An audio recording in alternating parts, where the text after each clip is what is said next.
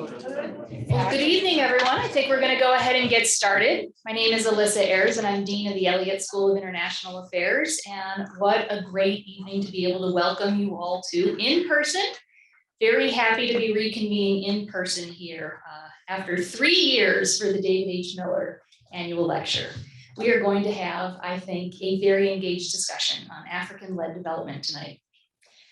I'd like to say just a few words about this memorial lecture, which is a special one for us. It's named for GW alumnus David H. Miller, who dedicated his career to U.S. engagement in Africa. Following his untimely death in 2004, David's family, friends, and fellow alumni established the David H. Miller Endowment for African Studies at the Elliott School as a way to further his vision of U.S.-Africa engagement and to strengthen the school's commitment to scholarship and programming on Africa in perpetuity. We are delighted to welcome members of David's family for tonight's event, Kyung Cho Miller and her children, Max and Audrey, as well as friends, I don't see Mark Brown and Tim Medina, who created and have supported the endowment from its inception. So thank you so much for joining us again on campus for the first time, as I said, in 3 years.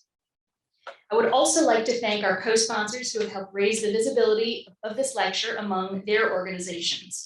First and foremost, the Elliott School's Institute for African Studies, along with 4 of our student groups, Young Black Professionals in International Affairs, the GW African Development Initiative, the Delta Phi Epsilon Professional Foreign Service Fraternity, and the Onero Institute. We appreciate your collaboration and we appreciate the student turnout tonight. I am now delighted to welcome our speakers for this evening.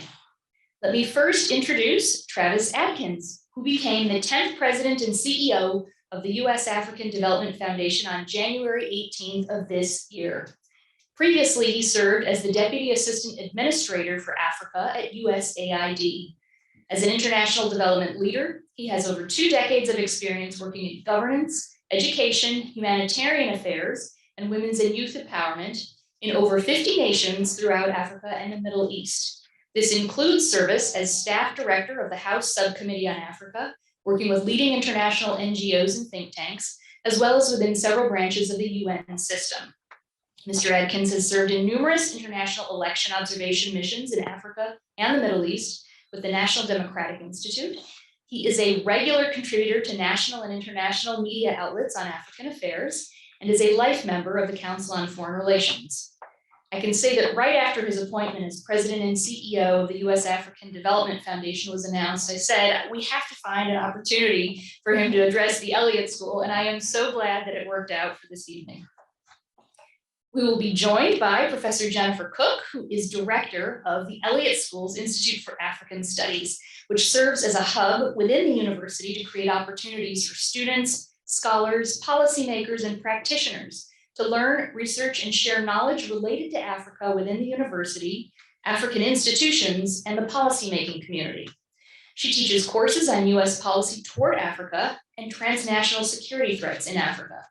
Professor Cooke joined the Elliott School in August 2018 after serving for 18 years as director of the Africa program at the Center for Strategic and International Studies, where she led research and analysis on political, economic, and security dynamics in Africa. Now, let me now invite President Atkins to the podium to give some brief opening remarks, and following that, we will turn to a moderated discussion with Professor Cooke. Thank you.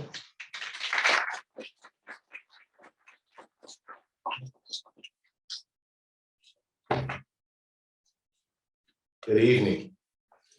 How's everyone? It's wonderful to see your beautiful faces. Certainly my great honor to be here with you.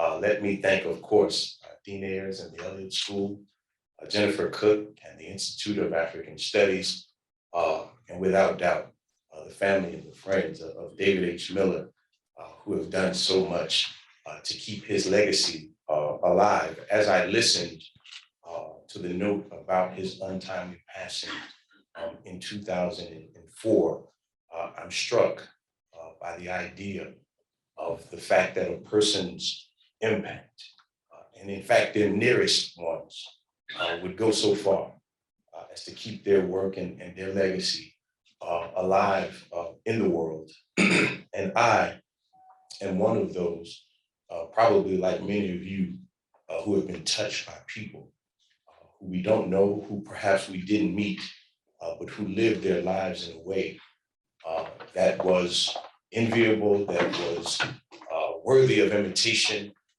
And I find myself to be one of those. I never got the chance to meet Mr. Miller in his physical form, but certainly I've known his work and know the work now of the Corporate Council on Africa, where many of my friends, colleagues, and mentors have served. And he is alive and well in that way. So thank you guys for that honor. One thing I wanted to share quickly is that every time I come before students and young people and young professionals, I never let someone just read my bio without putting it in context. Because I think when you think of what a bio is, simply a short synopsis of one's career achievements, but sometimes I think they can read as if that person was bound to be inevitably great, and they went from strength to strength and success to success without no bumps in the road. And I can tell you that that certainly is not the case for me. And so I would just say quickly, as a poor Black kid out of East Nashville, Tennessee, I certainly did not see a path to the life that I lead now. There was no clear way that I would end up at George Washington University or at Georgetown University, don't throw stones at me, or at USAID or the US African Development Foundation or the Council on Foreign Relations or any of these places. But I say that to say to you that whatever mountain you find yourself climbing, know that many of those who came before you climbed similar mountains. I can remember being burdened by student debt. I can remember the era of the unpaid internship when I was struggling to feed myself, washing my clothes in dishwashing liquid, going to the store at off hours of the evening and spending coins to buy my groceries. And I did all of that because the only thing I had was this dream that I, as one who loved Africa, as one who loved the African diaspora, could live a life of service, as we just talked about, that Mr. Miller did. And that love really was all I had besides the community of people who were supporting me.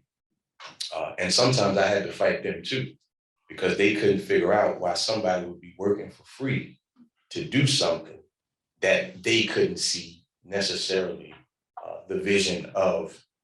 And so as I think about that, of course, that brings me to tonight's discussion of African-led development, of the US African Development Foundation, what our mission and mandate is, and how I, as its 10th president, intend to pursue that mission.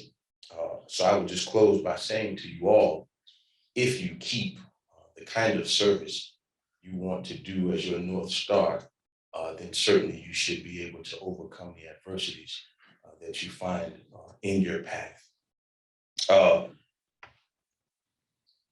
Two observations as I round out my 100 days as the president of USADF. And those observations are about the two kinds of people that I have encountered in this first 100 days. One group absolutely loves the USADF, and another group has absolutely never heard of the USADF. And of course, I make it my business to expand that first group and to diminish the second. And that's one of the reasons that I'm here with you this afternoon, besides the fact that I don't say no to Dean Ayres or Director Cooke. Let me just get straight to the heart of the matter, and that is the mission and the mandate of the US African Development Foundation, which is to support African communities across the continent who are the least served by existing markets or existing assistance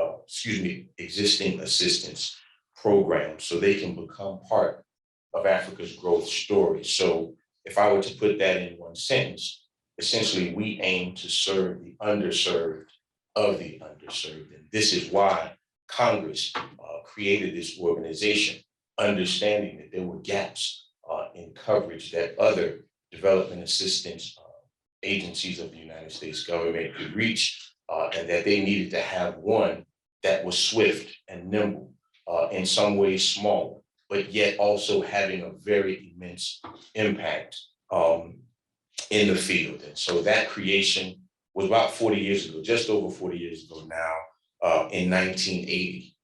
And part of the mandate for our operations is that we would invest directly into African entrepreneurs and African enterprises without a middleman, right? And so one of the things that we have begun to hear over the course of the last few years, specifically in the wake of the murder of George Floyd, was the notion in our field about decolonizing aid, about changing the way that we approach the African continent, about seeing African people and governments as partners, right? And that conversation had a veneer of newness and novelty to it. However, what most of those people didn't realize, again, is that over 40 years ago, the US, members of Congress and the US government had a similar idea. And they created an organization to work in that way. And they decided to call it the US African Development Foundation. And so when I say we invest directly, that means that there are no overhead funds that are going to US NGOs, that we are not sending expatriates out into the continent to tell people how they should do what they are told to do. Our supposition is that these entities be African owned, that they be African led, and that we simply invest in the creativity and ingenuity that African people have already initiated for themselves, rather than imposing upon them programs that they have not asked for. To that end, we also on the continent have 100% of our staff are African people. And so if you're in Senegal, the face of USADF Senegal is a Senegalese face. If you're in the DRC, it's a Congolese face. If you're in Ghana, it's a Ghanaian face. And so this is actually a plus in terms of how we want to do development differently, but it sometimes is an impediment, because when people say they don't see USADF, they're looking for a big Prado or a big Land Cruiser with a flag on it. They're looking for big infrastructure. They're looking for expatriate faces. And what they don't realize is that they're actually passing by the face of USADF leadership on the sidewalks, in the cafes, and in the market places, because that is the way that we choose to operate. Of course, we also focus on 100% localized development, right? Driven by people in the communities in which they serve. And because those are African people and we don't have expatriates, we're not dealing with having to evacuate people when times get hard. We're not dealing with language challenges. We're dealing with people who are experts in the cultural context in which they work, in the regional context in which they work, in the political context in which they work. And also, saying that we serve the underserved of the underserved means that we have a focus on women and on youth, on small farmers, and rural populations, nomads and pastoralists, religious and ethnic minorities. And when we talk about women and youth, I've said this a few times since I've come on board, one of the things you find in Washington, because people want to have a specific emphasis on women and youth, as we should, is that sometimes they end up being spoken of as if they are these small, niche, kind of special interest groups, when in fact, of course, they are the overwhelming majority on the population. And so I've begun to call them a kind of marginalized majorities, right? But you can't work on the continent with a focus on any group if you're not paying attention to them, because what they don't have is a loss for everyone on the continent. And once they begin to grow and rise and elevate and cultivate their talents and contribute to their economies, I think we will see that rising tide would lift boats all across the African continent. Of course, now, over the last few years, we have been doing that work in the context of COVID, in the context of climate change, not that's coming, but that is here, in the context sometimes of conflict, in the context sometimes of coups. But again, because our staff are already home where they are, we are able to keep going and we're able to reach populations that often are not able to be reached by some of our counterparts. Another thing that I should point out that always was a nagging thing for me as I grew up in NGOs in the United States and government agencies and so forth, is our aim to live at home as we do abroad. And so I should also say another bragging point for us is that our staff in Washington is over 60% women. It is over 60% people of color, many of whom are descendants of Africa or African first or second generation immigrants. And so we do seek to represent that at home and abroad. And so the question for me is, how could an organization like this, which should be in many ways the envy of the US interagency and the US foreign assistance and development space, how could it have been called the best kept secret in the US government? And so again, my mission is to make sure that we just begin to consider it one of the best and that it no longer is a secret. So I came to sit and be with you today to talk to Director Cooke about our work, about my aims, and to hear from some of you about questions you may have as well. So I'll stop there and I'll look forward to our chat. Just a moment.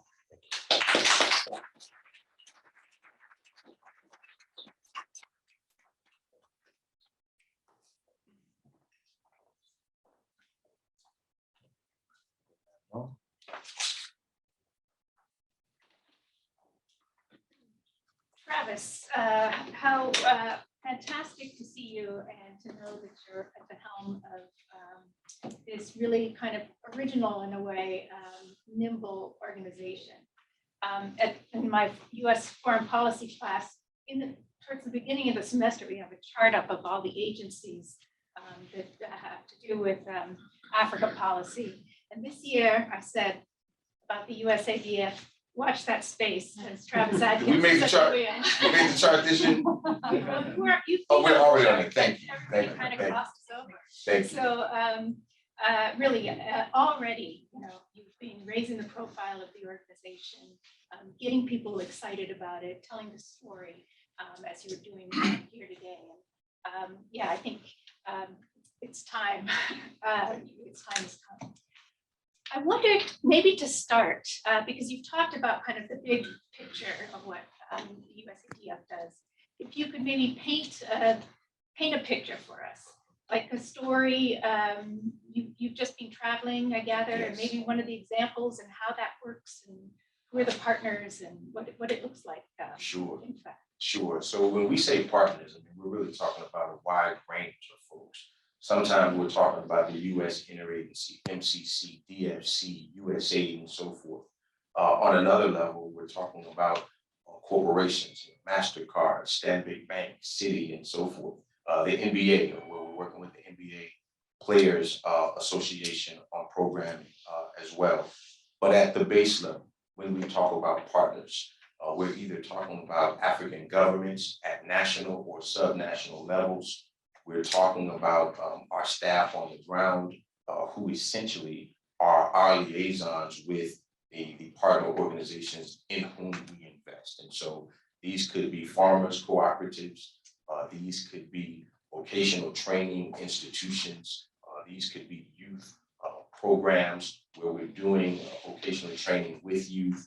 And one of the things I like to say about that is there are many agencies and organizations that do vocational training, but ours is always coupled with businesses that are actually going to hire these young people. And so there's one that comes to my mind right now where there's a business that has decided that they would hire up to 85% of the trainees coming out of the vocational training programs that we are doing. And I would say Jennifer, just to give one quick example, there is a group of farmers. It's called Local Rice, local rice, in Cote d'Ivoire, that I just came from a couple of weeks ago. And what we're doing for them is providing inputs for their farmers. And part of it is to help them to increase their yields. Part of it is to help them get their rice to market, to begin to make it the rice of choice in Cote d'Ivoire, because many of these entities that you would find in these countries, they often have been importing their rice. And so not only is the market set up for that, but people's taste and appetites and their childhood memories are all linked into the taste of a certain kind of rice. And so when you want to change that, it takes this kind of work. And one of the things that the geopolitical piece that comes from this, Jennifer, is that one of the reasons they decided to do this is in COVID, because of all the challenges of transport, they started having difficulty and shortages of being able to transport their rice from China, actually. And so they decided we ought to do this ourselves. And so we went out to visit them and to look at the rice paddies and their challenges with irrigation, their challenges with pestilence and birds and so forth, and all of the things that they need to do to begin to be able to meet the supply or the demand that they're creating for this product. And so we find ourselves often in those positions, and sometimes it's much smaller outfits, people who are the pheasant propagation or doing eggs or things with goats and milk and things of that nature. So there's a pretty wide range of folks that we support, but all of whom have had their own ingenuity. Just thinking of a few others in Senegal, there were people doing kind of artisanal teas and things of that nature, which they were bringing to market. One young woman who had been a graduate of Yale was doing beef jerky, and she had been able to take this from an idea in her backyard to being in stores all over the country. Another young man had created what was called cashew apple juice. This was very intriguing because I had never heard of a cashew apple, but actually the cashew grows out of a thing that looks like an apple, and people take the cashew and cast away the apple. And he found in that the idea to not waste this product, but to turn it into something that is special and unique and niche for Senegal. And he has been able to do that. And so those are just a few of the examples of the kind of entrepreneurs and partners we have in the countries where we serve. Excellent, great examples too. And I imagine with the impacts of Ukraine on Africa, rising energy prices, rising food prices, that kind of thing is going to be ever more important. These kind of geopolitical things only exacerbate really pre-existing problems, right? And so the thing that I'm saying about the USADF is that somewhere in our interagency, we have to have an outfit that is primarily concerned with the prospects of success for everyday African people, regardless of coup, regardless of conflict, regardless of climate or COVID. Still, the everyday African mother has to be able to take care of her children. The everyday African father has to be able to take care of his children. Schools have to operate. People have to have appropriate nutrition and the capacity to create for themselves the lives that they desire. And so that is why about 70% of our funding, grant funding, goes into the areas of agriculture and food security. That leads you into resilience, and that leads you into issues that are combating the changes in the climate, much less the larger geopolitical issues related to the Ukraine and other places. But our job is to try to make sure that African people of the everyday variety can defend their lives and their livelihoods by being able to have a strong economic foundation to support themselves.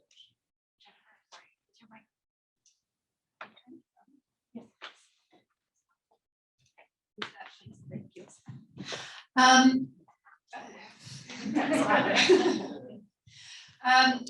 What was I going to ask? I wonder The needs are great. I imagine, I mean, entrepreneurialism is everywhere in Africa. And I wonder how it is that you prioritize the countries that you're in, the regions in the countries, and even the grant, I don't know if you call them grantees or the partners on the ground. What's that process like? Sure, it's a very interesting process. I think, first of all, historically, we have focused on really three regions of the continent. That is the Sahel, that is the Great Lakes, that is the Horn of Africa. And if you think about those three regions from a 30,000-foot perspective, specifically the Sahel and the Horn, you're talking about the collision of colonial legacies, weak governance, environmental challenges dealing with arid context and lack of rain, but also a dearth of natural resources. Then if you take the Great Lakes and you put it to the side and you say, well, it has some of the same issues of weak governance, it has some of the issues that are related to its colonial legacies and its lack of infrastructure. But it actually then has the other challenge, which is immense natural resources that end up becoming a whole different challenge in that context. And so that is where we've been historically. But if I were to talk a little bit about ambition, I gave in my remarks the notion of Congress creating us, and they very specifically did not call us the U.S. Sub-Saharan African Foundation. And so one of the ideas that I have is that we ought to break out of that kind of designation anyway. I've never met a person who called themselves a Sub-Saharan African, right? That we should view the continent as a continent, as it views itself. And so we will begin to have conversations about working in other parts of the continent as well. In terms of the countries, it has been cyclical. So we're in 21 countries. Right now, we've been in upward of 30 plus in our history. And it depends on a couple of different things. But one of the most important ones, Jennifer, is we have a model in which we try to partner with governments to co-fund development initiatives. And one of the reasons why is, one, it creates a direct partnership that acknowledges not only the sovereignty and agency of the governments in which we work, but also their ability to take on these initiatives of themselves. Two, it allows the USADF to leverage the US taxpayer dollar. Three, it allows the African government to do the same. And so often we're talking to members of the African Diplomatic Corps or folks on the ground in country, and they're saying, hey, we want to do a $2 million program for women and youth in renewable energy. That is an opportunity where the USADF would say, that's fantastic. We were looking at doing something similar. Why don't we match your $2 million, excuse me. And now this is a $4 million a year program.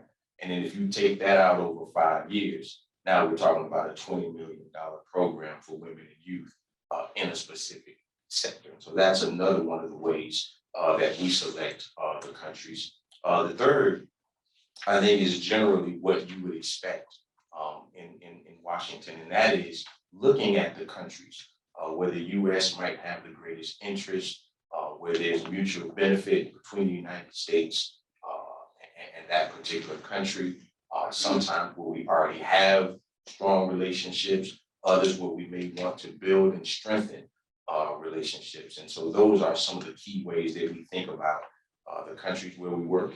And then within those countries, the region in which we work might be based on the fact that this is basically the place where the paved road stops. These are the rural areas. These are the forgotten territories. These are the people who have been ignored. So that's where we try to target the resources that we have. Fits into the founding of the USADF, which is also to just widen the interface between Americans and Africans, friendship as well. I think of it as kind of a venture capital endeavor, not huge chunky grants, but lots of small grants, some of which are going to be successful, some of them may be less successful, but without the bureaucracy and without the massive reporting requirements of USAID, which would overwhelm most kind of local NGOs, or the smaller ones at least. And But I wonder, I mean, you still need to be accountable and Congress requires metrics and so forth. So how do you measure that? And kind of what's your definition of success? Sure. Well, the first thing I would say, and I'm kind of arm wrestling with my colleagues sometimes about this, and that is the use of the word small, right? When you start to call yourself by these diminutive names, for instance, I would never allow someone to call me a minority. I don't let people call me short just because they're taller than me, right? And Point taken. But I say that because first, to use those kind of terminology, you have to be comparing yourself to somebody else. And it's very difficult to talk about the uniqueness of yourself if it's only in comparison to others. The second thing is though, Jennifer, if you go out into these far-flung areas where people are getting 50, 60, 70, 100, 200, $250,000, ask them if they think it's small. I guarantee you they won't say yes. They will say this is a godsend, and this is what we hear everywhere we go. And so I try to focus on our impact rather than what our input is until we can increase that input. The other thing that I would say is that we have essentially an annual portfolio review where we're looking at the performance of our grantees, where we're looking at the challenges that they have, not simply to dump them in a category success, failure, mediocre, but to figure out what more do they need. Was this a bad year for rains in a particular region? Is this a country in which there was a recent coup, which is the case in many of the countries where we work? Is this a region that is taken up by conflict, right? Northern Mali, right? Is this a place where COVID has had a particularly damaging impact? And so we're always cycling back to them annually on a deep dive, but on a day-to-day basis because our staff is there with them to figure out what their challenges are and how we can help them to strengthen themselves. And in fact, that really is the driving force anyway. It's not just to invest in them in a one-shot deal. It's how do we help them to improve their financial management? How do we help them keep data about their own performance? How do we help them improve their own credit worthiness so that they can actually begin to walk into banks themselves and say, hey, this is who we are, this is what we've done, and this is what we'd like to borrow. And we have this track record of doing that. Another part of it, and I think that this plays out more on the US side, is really to change the narrative about Africa and African people, right? To say that, hey, we don't actually need a US NGO to handhold and babysit these people, that they can learn how to manage funding in a way that is consistent with what the Congress requires, right? They may be able to manage it in their own context, but they have to be able to manage it for our systems, right? And to begin to demonstrate confidence in that. And that is what we really are all about. And so those are some of the ways in which we look at those things. And again, Jennifer, I think the notion of success and failure is interesting here too, right? Because a piece of this is, first of all, any business venture is not guaranteed to succeed, right? They could fail, right? But we're investing in people who are trying, right? And that's what has to happen. And that's why these are grants, right? It's not as if you're kind of out of it, out to pasture if it doesn't work out. But we do want to track the information of why what happened and how we can do it better and be more supportive of people the next time. And sometimes there are things really that are beyond our control. Great. We have a big crowd. I know there's going to be lots of questions. So let me turn to the audience. I'd ask that you introduce yourself so that Travis knows behind the mask who might be speaking. Sir, yes. Just wait, we're going to bring you the microphone here.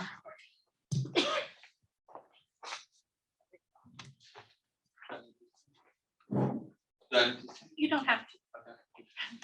Good afternoon, everyone. My name is Dimitri. Okay. Okay. Good afternoon, everyone. My name is Dimitri. I'm a graduate student. I'm going to be done in May with my dual master's here. So my question for you is, when you present, you emphasize on the cultural context. That means you, instead of like sending expats, and you prioritize more nationals. That means people in the country, live in the country. Since you're doing that, how did you measure success on the ground? How you see things moving around? Because one thing with in the development aid world, and people in the country sometimes they don't really see things change. Even US AID and other organizations are investing in those countries, but they don't feel it. Yeah. When you are their own, that people understand the struggles, people who understand the culture, the language, how you see things change as a success. Sure. Yeah, I think part of it is really just what our model is and the communities in which we aim to do our work. And so we are not saying we're transforming this nation, right? We are not saying this is going to become a democracy because of these inputs and those inputs. What we're saying is this group of farmers can have a higher yield. This group of youth can get this training, and more of them can get jobs in the fields in which they have been trained. This group of women can produce this many solar panels, which can serve this many people in the villages and the areas where they live. And so for us, those kinds of impacts are very easy to measure, right? Either they did it or they didn't do it. And if they fell short or if they didn't meet the mark all the way, we're looking at why and how we can invest more and differently. Do we need to bring in other partners? Do we need additional inputs? Do we need to visit and meet with state or local government to move impediments, whether it's policy or regulatory things that need to change to help people to do that? And so I think when you have a more direct aim, it's easier to verify whether you've done it or not. But if you say we want to take down the temperature of the planet Earth by 1 degree, right, that's a lot harder to figure out what you're going to be doing and how you're going to be measuring whether or not it's working. But what we're trying to do is turn things down a degree or so in a very much more compact and compound context. Oh, lots of questions. Should we do a couple of them? Sure, let's What do you that. think? Yeah, let's do that. I should be able to do it. I'm going to take the lady first and then the gentleman. Thank you so much for coming, Mr. Atkins. I just really wanted, oh, great, thank you. My name is Hannah. I'm a senior at Elliott, graduating with a BA in International Affairs concentration in Global Public Health in 14 days. Right.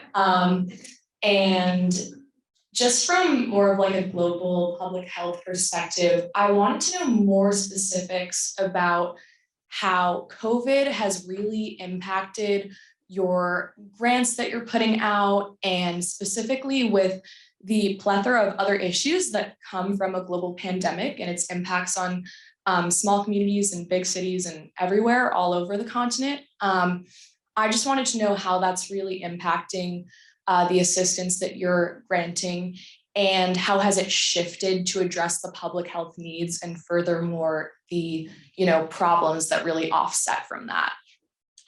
Great, excellent question, Hannah. The gentleman right in front of you. Hello. Thanks for coming. I didn't go to GW, I went to Oxford, so, but I'm glad to be here. Quick question. Just a small story. So I'm born in Lagos, Nigeria, raised in England. My father's a politician. Luckily, I've traveled around the world. I was in Beijing in 1983. There was more bicycles than cars. And I've been in Singapore, and I've seen Asia go ahead, and I've seen Africa stay behind. We throw so much money Oh, by the way, so I am a lobbyist. I am a managing partner with Martin Montague York. I lobby Congress on African issues. We throw so much money in Africa, so much money. And I was speaking to a Senate politician in Nigeria, and he says, we don't have the infrastructure. No matter how much money you throw in here, nothing is going to change. The markets are closed. And which makes sense because for the past 40, 60 years, we've done the same thing over and over again. And Africa is still where it was in 1975. The Chinese have gone forward. So my question to you is, I'm not sure this is something you're doing, but what are you working with African governments to ensure that when you pull back, the African governments can come in there and do something? Because eventually we have to leave. We can't be there forever and ever and ever. And so that's a key question. What is the organization doing to ensure that when we leave, it's sustainable and African governments can man up or woman up and get things done there? Should we take another? Sure, I don't want them to stack up too much for One you. more is fine. I think I can do it. I think we have some people, I don't want to forget, I'm left-handed, I'm so I sorry, don't want yes, to yes. forget people on my left. Okay, yes. Yeah, thank you very much for being here. My name is Vanessa Duvalay. I am a first year, I'm fine. I'm a first year graduate student. For the Oh, that's fine then. My bad. And my question is very simple. Since you became president and CEO, right, what lessons have you learned in terms of the program implementation? And what have you seen that needs to change? Excellent, excellent. You want to take? Yeah, three is Okay, good. three is Three is good. good. Three is good. That's my limit. Thank you, guys. In terms of COVID, what I would say is that Hannah, right? Yeah. Okay, Hannah. My teaching skills, I remember names pretty well. What I would say is that one of the pluses of the approach we take in terms of COVID is that we actually have not seen a tremendous amount of turmoil in the way that the programming is run, in the way that folks are investing, because again, they are in the country where they live. Now, our oversight, we can still do through Zoom and other things of that nature, but we just recently begun, again, our travel to the continent after 2 years. And so essentially what I'm looking at right now is how have people been impacted by the pandemic. Obviously, there has been a kind of general economic turn down in many of the countries where we work. Some of that due to tourism and other kinds of things that have simply gone off to the wayside in the midst of the pandemic. But one of the key areas of focus for me is what we can do in what I want to call the post-COVID context, even though I'm shy to use the term post with the pandemic, just because of the to and fro of what we have been experiencing. But really for me, those are a couple of simple questions. One, how have people been impacted?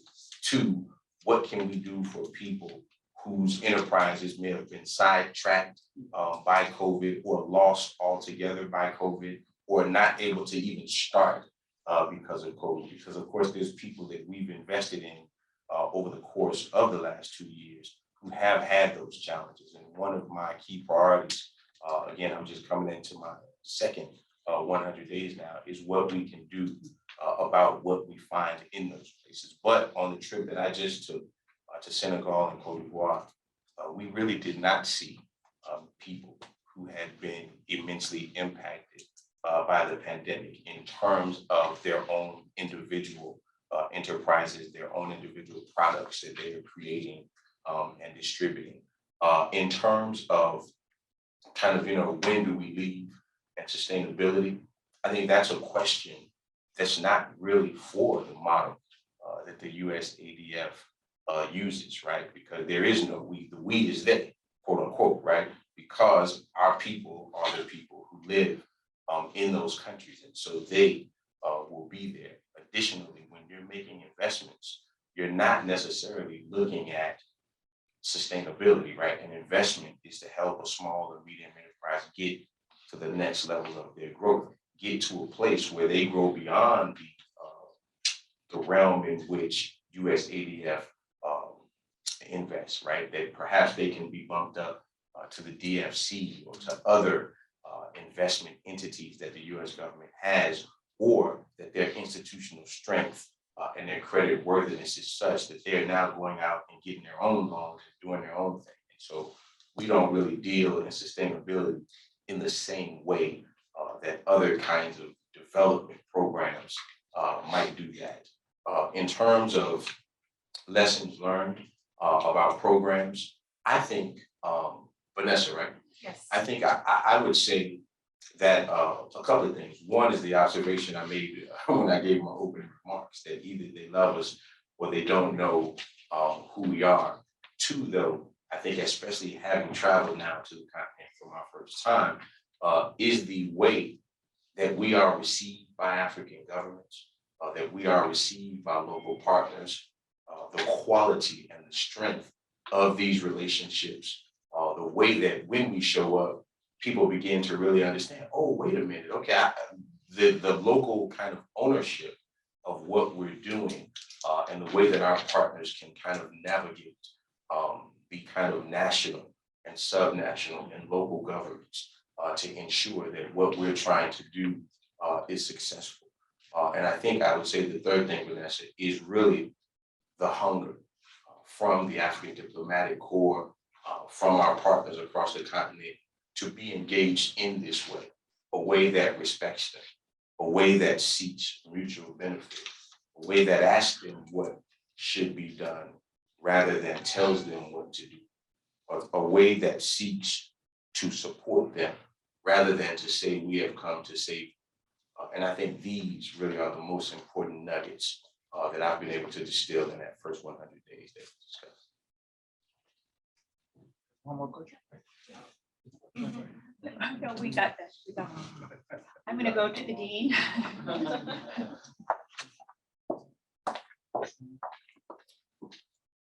Thank you, Max. So I wonder if you could just follow up a little bit on what you just said, that there might be a project that could scale up and might be right for something that the USDFC could finance. Can you help us understand what might be an ADF kind of an engagement? What might be something that's appropriate for the Millennium Challenge Corporation? Where would DSC step in? What would be a TDA kind of, help us understand the role in the US interagency too. Sure. I'll speak to it as much as I can. I think that rather than use the word small, I like to say early stage, right? So the earlier stage of enterprises is where USADF is primarily focused, right? To get people, not startups, but people that just need that initial boost to be able to increase their revenues, increase their access, increase their production. Now, to give you an example, and I think we were going to talk about this as well, we just started an African Small Business Accelerator program with the DFC, right? So this is a partnership between USADF and DFC. And in that partnership, essentially, it's a blended finance model. And so it has loans and it has grants. And essentially, the money that USADF puts in will be grants. But those grants help to de-risk the loans that the DFC is going to input. And then what makes this mutually beneficial is that it opens up to the DFC a size of business or enterprise that usually they don't engage in because they don't really have necessarily the capacity to vet down at that early stage of development. And then what it provides for USADF is that we do specialize in vetting enterprises at that early stage level. But now by partnering with the DFC, instead of only being able to provide $250,000, now we can provide between $100,000 and $1 million. And so these are some of the ways in which cross-pollinating and partnering helps us really to grow African enterprises to higher levels beyond what we can do only ourselves. And what it also does is it creates a stronger relationship in the interagency, so that even though this partnership that I'm talking about now is only a pilot, right? We're only looking at 4 countries, we're only looking at 3 to 5 entities a year. But we do have now an open line of communication with DFC to say, hey, you know, there's a partner that we have from 5 years ago who now is in this position, and all they need is this kind of lift. And if you could look at them, perhaps you can begin to support them in a better way. And so another goal that I have is to ensure that USADF stays on Professor Cooke's chart for her students each year, and that you guys begin to see year after year more ways in which we are engaged just like this. Jennifer, can we take one back here and then do you want to take a couple at a time again? Sure. Sorry. Thank you very much. My name is Matsila, and I'm a Fulbright scholar from the Kingdom of Lesotho. Unfortunately, I'm not studying at GW. My question is on the areas of focus. You mentioned that you're most focused in agriculture and food security. I was just wondering whether you could share with us whether you have any plans related to education, and if so, which areas you see as the key areas of development. I ask that because I've benefited greatly from being a guest of America in education, and I think it's one of the key areas that can play a really great role outside of just vocational areas. Thank you very much. Sure. No, thank you for the question. For us, the vocational education is the extent to which we will be focused on education. Obviously, it is a critical element, just like health and refugee assistance and other things. It's just not one of the areas that we were intended primarily to focus on. So again, it's agriculture and food security and resilience, also renewable energy, also livelihoods and employment. And so the extent of education for us at this time really is in vocational, leading directly into what we hope will be successful and sustainable livelihoods for people. I'm going to go to the way back.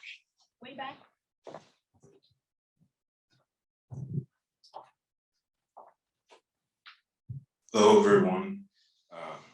I hope your trip in Senegal and Cote d'Ivoire were very nice. Wonderful. My name is Bakari. Okay, my name is Bakari. I'm a senior at the CIS, the engineering school. Don't worry, I'm not going to ask an engineering question. Taking all come. I have two questions. However, I'd like to give a little bit of background if you allow. On January 1st, recently, the AGOA, the African Growth and Opportunity Act, I believe it's Ethiopia, Guinea, and Senegal lost their status. Especially in Mali and Guinea lost their status for unconstitutional government change. So my first question is that in case where the US government were to take economic sanctions against countries like those, with the agency like yours, USADF or USAID or the Millennium Challenge for that matter, would they follow the US government and stop their project in those countries? This kind of leads to my second question, where from scholars, we learned that one of the most efficient ways to fight terrorism, especially in those Sahel countries that are plagued by terrorism recently, is to fight unemployment. Well, by imposing economic sanctions, and maybe if the response is to hold the projects, they would create some type of unemployment. Are those sanctions, economic sanctions, one day be counterproductive in that situation? So these are my two questions. Thank you very much. Sure. Max. Oh, sorry. Max, go ahead. Good evening, I'm Max Bone and I'm with IFAS. So you mentioned tourism, and that's an area where we saw growth prior to the pandemic, a massive crash and not much growth, coming back slowly, but not nearly as fast as many of us would like. It's a priority for African governments. President Hassan was just here promoting tourism. I'm wondering where you see the USADF in helping the return of large tourist volumes to Africa. In particular, I'm wondering if you could comment on tourism by the African diaspora, which was also growing heavily prior to COVID, but it's down a couple. Thank you. And then the gentleman. Sorry. No. Thank you so much. My name is JP Bach. I'm chairman of Industry 5 in Congo. And I'm from Denmark, so I am not used to all these abbreviations that you love so much, TFC, USAID, USAID, and I mean, I can keep going. we call a spade. But anyway, our first project was in Haiti. I know this is not Africa, but we built a factory after the earthquake that produced laptops and computers. It still exists, and we only employed women. So just to talk about that, that was a good thing.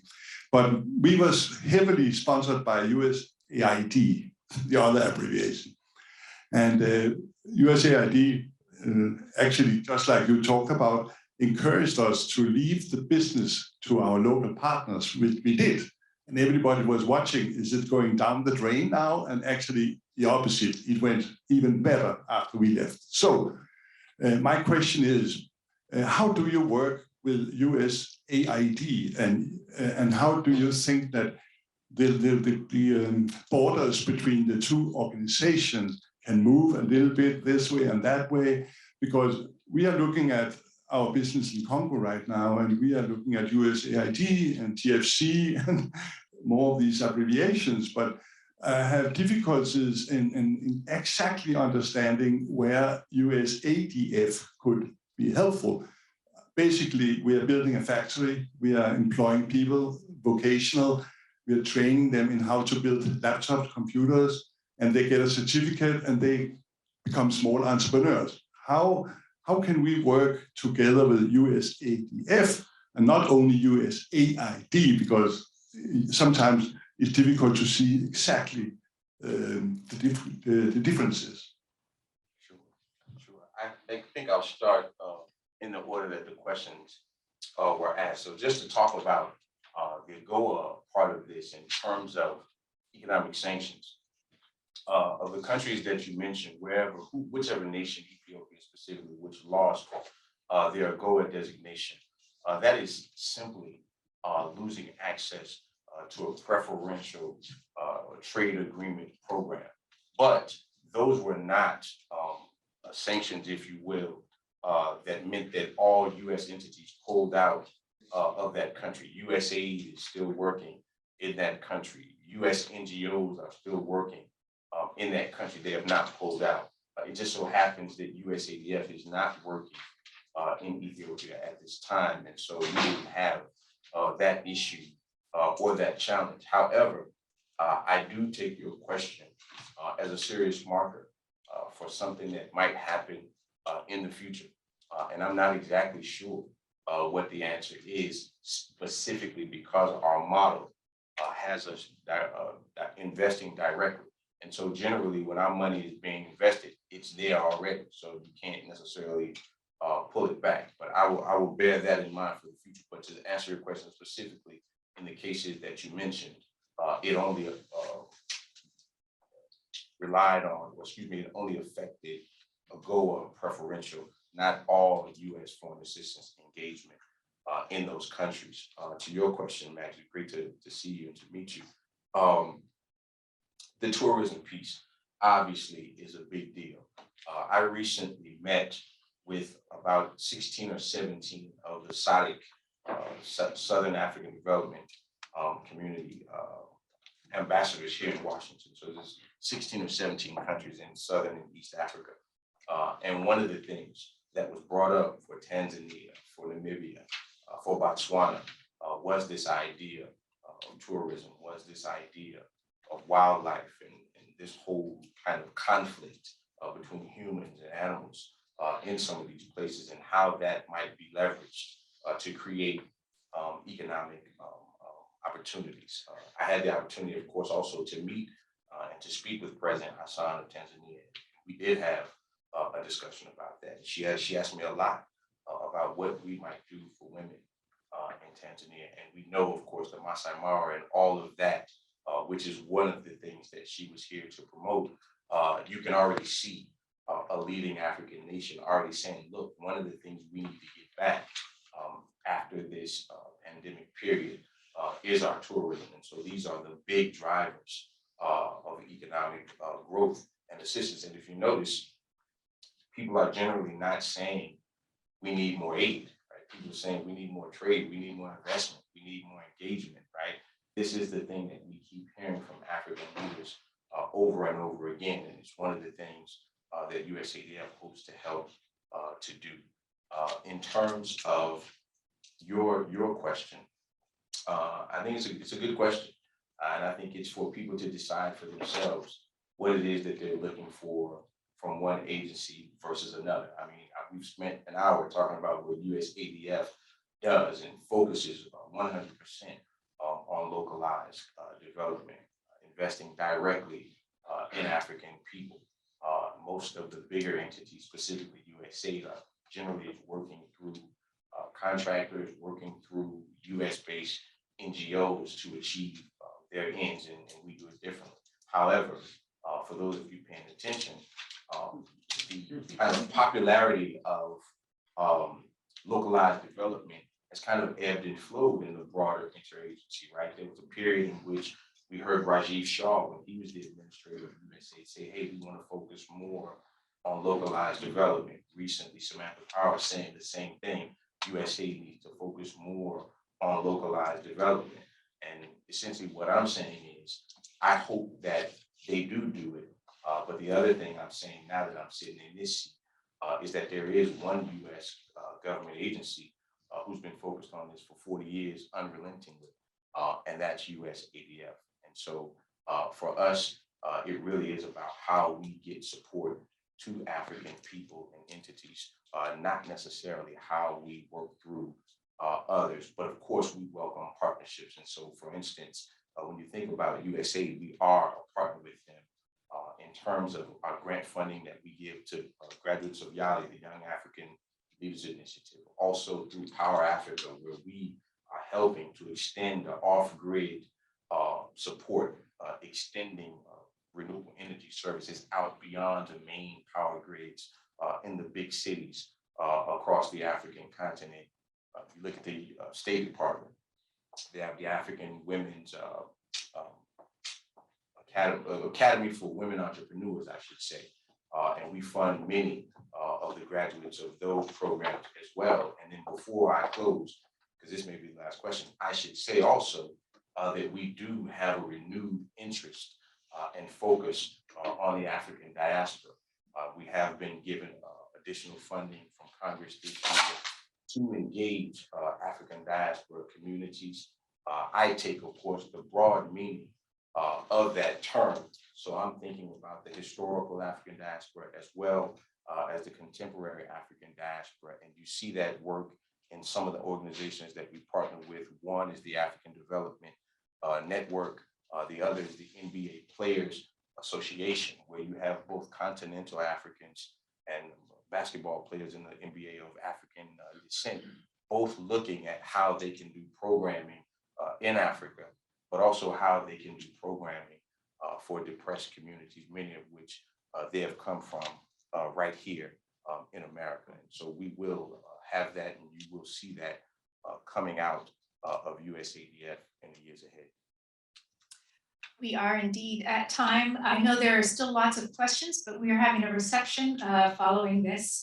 So your questions. Yeah, so bring questions, line up. Travis, I just want to say what a great pleasure and honor it is to have you here. Travis, you always inspires me when I hear him speak. I always learn something. It energizes me to kind of do more. One of the qualities that Travis has is kind of a deep sensibility for inequality, injustice, social injustice. I don't know if you know, but in his spare time, he still teaches at Georgetown, but teaches prisoners here in Washington, DC. So that deep sensibility, but also this kind of optimism that I think buoys you and buoys the people you talk to. So I hope you all come out of this feeling buoyed and energized. And I want to just say thank you again, and thank you to the Miller family for giving us the presentation. Yeah.